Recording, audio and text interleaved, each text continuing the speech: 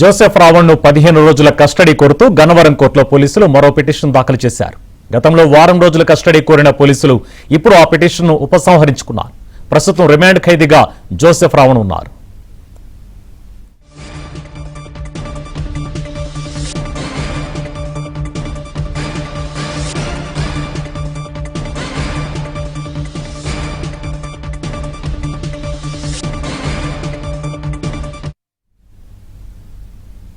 Joseph రావణ్ను 15 రోజుల custody కోరుతూ గన్నవరం కోర్టులో పోలీసులు మరో పిటిషన్ దాఖలు చేశారు.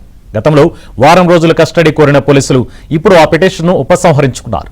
ప్రస్తుతం రిమాండ్ ఖైదీగా జోసెఫ్ రావణ్ ఉన్నారు.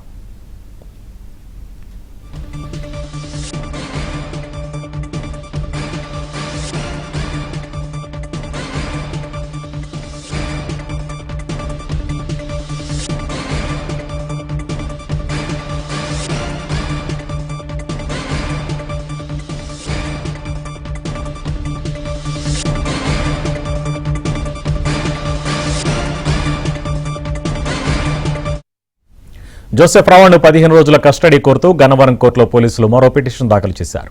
గతంలో వారం రోజుల కస్టడీ కోరిన పోలీసులు ఇప్పుడు ఆ పిటిషన్ను ఉపసంహరించుకున్నారు. ప్రస్తుతం జోసెఫ్ రావణ్ రిమాండ్ ఖైదీగా ఉన్నారు. ఇదే అంశానికి సంబంధించిన డీటెయిల్స్ మా ఏపీ బ్యూరో చీఫ్ రామారావు అందిస్తారు. రామారావు, జోసెఫ్ రావణ్ ను 15 రోజుల కస్టడీ ఇవ్వాలని కోరుతూ గన్నవరం కోర్టులో ఈ రోజు పోలీసులు మరో పిటిషన్ దాఖలు చేశారు. గతంలో వారం రోజుల కస్టడీ కోరుతూ పిటిషన్ వేశారు. అయితే వారం రోజుల కస్టడీ చాలదని భావించిన పోలీసులు ఆ పిటిషన్ ఈ రోజు ఉపసంహరించుకున్నారు. మళ్ళీ 15 రోజుల కస్టడీ కావాలని కోరుతూ ఈ రోజు మరో పిటిషన్ దాఖలు చేశారు. కొద్దిసేపటి క్రితం ఇప్పటికే రావణ్ యూఏపీఏ కేసుతో అరెస్ట్ అయ్యారు. ఆయన జ్యుడిషియల్ రిమాండ్ లో ఉన్నారు.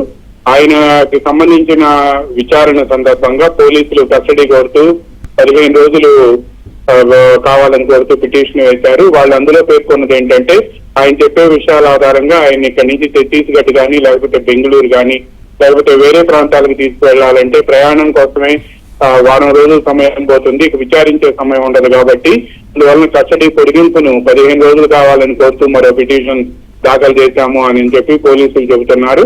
ఆ పిటిషన్ కూడా ఈ రోజు కొద్దిసేపటి క్రితం గన్నవరం కోర్టులో దాఖలు చేసినట్టు పోలీసుల ద్వారా సమాచారం అందింది.